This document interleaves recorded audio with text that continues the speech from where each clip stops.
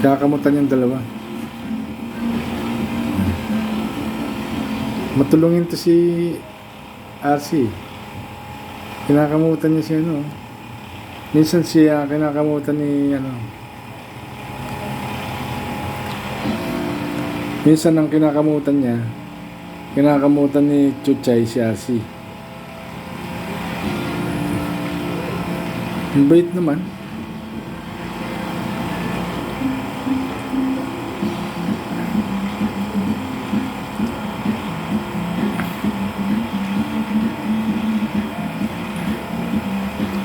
O yan naman si ano naman magkakamot sa kanya.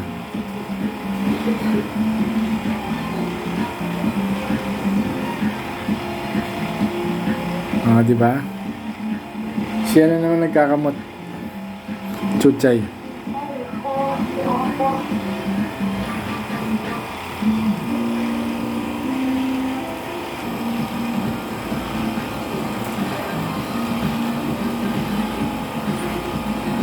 Sige, kamot pa.